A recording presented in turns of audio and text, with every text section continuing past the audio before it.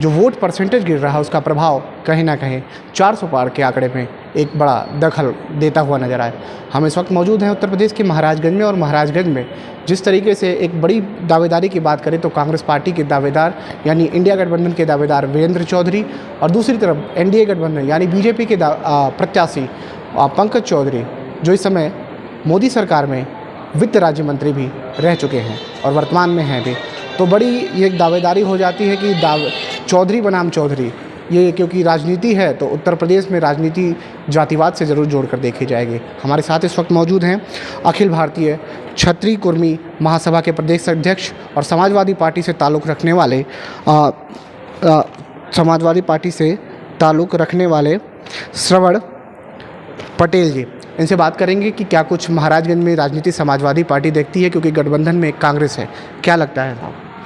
सबसे पहले दिस समय वाला खबर वाला आपके इस चैनल को मैं साधुवाद देता हूं कि आप महाराजगंज 63 लोकसभा में आके और यहां के लोगों से उनके विज़न को जानने का प्रयत्न कर रहे हैं। महाराजगंज जनपद महाराज अंजन की भूमि है। महाराज अंजन जो तथागत भगवान गौतम बुद्ध के नाना थे, और ये महाराजगंज ऐतिहासिक भूमि है। 2 अक्टूबर 1989 को महाराजगंज जनपद अस्तित्व में आया था। 1991 से लेके लगातार 8वीं-9वीं बार भारतीय जनता पार्टी ने पंकज चौधरी को टिकट दिया, और महाराजगंज की सम्मानित मालिकों ने, सम्मानित जनता ने माननीय वित्त राज्य मंत्री को 6 बार जिताया है। चूँकि महाराजगंज कुर्मी बाहुल्य क्षेत्र है, मैं अखिल भारतीय कुर्मी क्षत्रिय महासभा का प्रदेश अध्यक्ष हूँ। मैं भारतीय बौद्ध महासभा का प्रदेश कोषाध्यक्ष भी हूँ। मैं समाजवादी बाबा साहब अम्बेडकर वाहिनी का राष्ट्रीय सचिव हूँ। जो लोकतंत्र का तापमान बढ़ा हुआ है, जब जो आपने भी बताया कि 400 पार की बात चल रही है, अम्बेडकर वाहिनी या अम्बेडकरवादी बुद्धवादी साथी आज इस पेश में बड़े दुख में हैं कि वर्तमान सरकार जो मोदी की सरकार है, ये कह रही है 400 पार। इनके सांसद प्रत्याशी और पूर्व सांसद, एक नहीं कई सांसदों ने कहा है कि हमें 400 पार चाहिए। और पार क्यों चाहिए? क्योंकि इनको भारत का संविधान बदलना है। ये मैं नहीं कह रहा हूँ, ये 4 सांसदों का वक्तव्य है। बाबा साहब अम्बेडकर ने एक वोट का अधिकार हमें दिया। बाबा साहब अम्बेडकर ने लोकतंत्र दिया इस देश भारत को। बाबा साहब अम्बेडकर ने भारत को दुनिया का सर्वश्रेष्ठ संविधान दिया, और ऐसी परिस्थिति में देश के संविधान को बदलने की बात करने वाले को इस महाराजगंज की जनता इस बार बदलने का काम करेगी। मैं आपके चैनल के माध्यम से मैं अपील करता हूं कुर्मी समाज के लोगों से, जो आपके महापुरुषों के विचारधारा को कुचलने का काम कर रहे हैं, उनको कुर्सी पर रहने का कोई हक नहीं है। भारत के संविधान के द्वारा ही प्रदत्त जो आरक्षण है, इस आरक्षण को समाप्त करने की बात करते हैं। इस राष्ट्र के निर्माण में इस देश के पीढ़िए, पिछड़ा, दलित, अल्पसंख्यक, इनका योगदान है। इस राष्ट्र को बनाने में, यह बनता हुआ राष्ट्र है, बनाने में हम सबका योगदान है। और महाराजगंज की जनता ने जिनको 4 बार 6 बार जिता के सदन में भेजने का काम किया, महाराजगंज के बारे में, महाराजगंज के ऐतिहासिक पृष्ठभूमि के बारे में सदन में एक शब्द नहीं बोलते हैं। क्या इसी नाते महाराजगंज की जनता इनको चुनकर भेजती है? आज कुर्मी समाज का ही इस मिट्टी का लाल वीरेंद्र चौधरी इंडिया अलायंस से हम लोगों के बीच में आया हुआ है। हम पूरी तन्मयता के साथ, तन, मन और धन से वीरेंद्र चौधरी के साथ, वीरेंद्र चौधरी को सदन में भेजने के लिए हम लोग तत्पर हैं, तैयार हैं। दूसरी तरफ वीरेंद्र चौधरी और पंकज चौधरी, चौधरी बनाम चौधरी, क्या लगता है कि आप जो वोट की बात कर रहे हैं, कुर्मी समाज क्यों पंकज चौधरी की तरफ ना जाकर वीरेंद्र चौधरी के तरफ जाए? और पिछले कई दशकों से आप बता रहे हैं कि यहाँ बीजेपी की सीट रही हुई है। बिल्कुल आप सही कह रहे हैं। पंकज चौधरी और वीरेंद्र चौधरी में ज़मीन आसमान का अंतर है। वीरेंद्र चौधरी इस महाराजगंज की मिट्टी के लाल हैं। महाराजगंज की सोधी खुशबू वो वीरेंद्र चौधरी के अंदर है। वीरेंद्र चौधरी महाराज अंजन, जिनकी बात मैंने इसके पहले भी आपको बताया है, महाराज अंजन तथागत भगवान गौतम बुद्ध के नाना थे, उस खानदान से बिलोंग करते हैं। उनके अंदर न्याय, समता, समानता, बंधुत्व, करुणा की भावना है। वो महाराजगंज की इस ऐतिहासिक पृष्ठभूमि को देश की सबसे बड़ी पंचायत पर उठाने का काम करेंगे। और ये महाराजगंज इस देश भारत में ही नहीं, इस पूरी दुनिया में महाराजगंज का परचम लहराएगा। वीरेंद्र चौधरी चूँकि लोकल हैं, यहाँ के रहने वाले हैं, ये हमारे घर के बेटे हैं, तो हम पंकज चौधरी को भी यहाँ का कुर्मी समाज जो बहुतायत में यहाँ है, 8 बार उनको मौका दिया, 6 बार वो सदन में चुनकर गए भी हैं। और हमारा एक दूसरा भाई जो फरंदा विधानसभा से विधायक भी हैं, उनके 2 साल के कार्यकाल को देखने के बाद ऐसा प्रतीत होता है कि ऐसे व्यक्ति को इस देश के पार्लियामेंट में होना चाहिए। क्या लगता है कि आपने बताया कि वीरेंद्र चौधरी विधायक हैं, तो किसी और को भी तो समाजवादी पार्टी या आपकी अलायंस प्रत्याशी बना सकते थे, क्यों वीरेंद्र चौधरी पे दोबारा भरोसा कर दिया? आप इस बात को, ये तो जिन्होंने प्रत्याशी बनाया है, एलायंस ने प्रत्याशी बनाया है, निश्चित रूप से उन्होंने कुछ समझा होगा, कुछ गुना होगा, तब वो बनाया है उन्होंने प्रत्याशी। आप क्या सोचते हैं? स्थानीय बहुत बेहतर प्रत्याशी दिया है एलायंस ने हमको। कारण यह है कि वीरेंद्र चौधरी महाराजगंज के लोकल हैं, नंबर 1। वीरेंद्र चौधरी सभी लोगों से परिचित हैं, नंबर 2। नंबर 3, चूँकि वो विधायक हैं, नहीं तो ये जो प्रशासन है, अभी आप देख रहे हैं सूरत में, अभी आपने देखा है इंदौर में, अभी आपने देखा होगा समाजवादी पार्टी का मेरा कैंडिडेट था मध्य प्रदेश के खजुराहो में, इन लोगों का पर्चा उठवा दिया गया।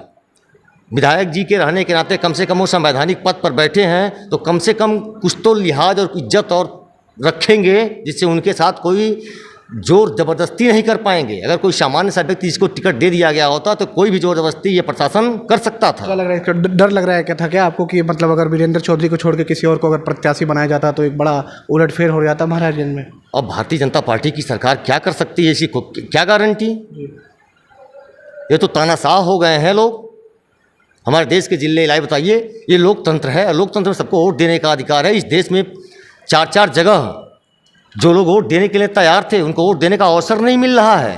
लोकतंत्र की हत्या की जा रही है, भारत के संविधान को बदलने की बात की जा रही है। ऐसे भारतीय जनता पार्टी को इस महाराजगंज की जनता, जो यहाँ से 63 लोकसभा का चुनाव है, इसमें वीरेंद्र चौधरी को चुनाव जिता के और सदन में भेजने की काम करेगी। क्या लगता है कि पिछले 6 बार से, आपने बताया 6 बार सदन पहुंचे पंकज चौधरी, लेकिन कौन सी स्थानीय समस्या थी जो अभी तक चूक रह गई? बड़ी समस्या है यहाँ पे। बिल्कुल, बहुत अच्छी। अब आपने स्थानीय बात पूछा है, कौन सी समस्या रह गई है। मैं आपको बताया है अभी हमने कि 2 अक्टूबर 1989 को कांग्रेस पार्टी की ही सरकार थी, तभी महाराजगंज को जनपद बनाया गया था। महाराजगंज जनपद पूरे उत्तर प्रदेश के 75 जिले में ये पहला महाराजगंज जनपद एक ऐसा जिला मुख्यालय है जहां अब तक बाईपास नहीं है। आप 74 जिला मुख्यालय पर आप जाएंगे तो हर जगह आपको बाईपास मिलेगा, लेकिन महाराजगंज जिला मुख्यालय पर आने पर आपको कोई बाईपास नहीं मिलेगा। विकास से अछूता है। पंकज चौधरी जी को हम लोगों ने, यहाँ के लोगों ने 6 बार संसद में भेजा है। माननीय पंकज चौधरी जी ने अपने 30 साल के कार्यकाल में एक भी विद्यालय इन्होंने नहीं बनवाया, एक भी उद्योग नहीं लगवाया, रोजगार का कोई भी सृजन इस जनपद महाराजगंज में नहीं किया। विकास से यह जनपद बिल्कुल ही अछूता है। इस नाते एक उम्मीद की किरण जगी है कि अब हमारे बीच का एक बेटा है जो हमारे बीच में चुनाव लड़ने के लिए इंडिया अलायंस से आया हुआ है। यहाँ की महाराजगंज की सम्मानित मालिक सम्मानित जनता वीरेंद्र चौधरी को पंजा वाले निशान पर वोट दे के भारी बहुमत से दिल्ली के पार्लियामेंट में भेजने जा रही है। आपने 400 पार और संविधान में बदलाव की बात की, तो क्या लगता है 400 पार संविधान में कहाँ बदलाव हो सकते हैं? किस क्षेत्र में बदलाव की बात आप कर रहे हैं?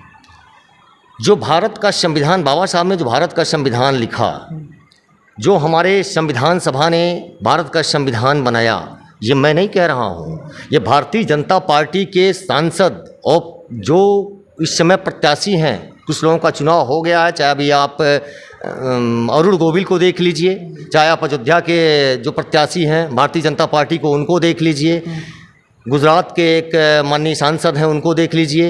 ये सभी लोगों का कहना है कि आप 400 पार, इस बार 400 पार और भारत के संविधान को बदलना है। ये मैं नहीं कह रहा हूँ, ये उन्हीं लोगों का कहना है कि भारत के संविधान को बदलना है। इस नाते हमको 400। मोदी जी कह रहे हैं कि कोई संविधान में बदलाव नहीं होगा, कोई छेड़छाड़ नहीं होगा। अमित शाह जी कह रहे हैं, गृह मंत्री कह रहे हैं कोई छेड़छाड़ नहीं। हम माननीय जिले इलाही इस देश के प्रधानमंत्री की बात को कैसे मान लें? आज के 10 प्रधानमंत्री को जिले इलाही प्रधानमंत्री को जिले इलाही कह सकते हैं, वो प्रधानमंत्री हमारे हैं, हमारे जिले इलाही हैं।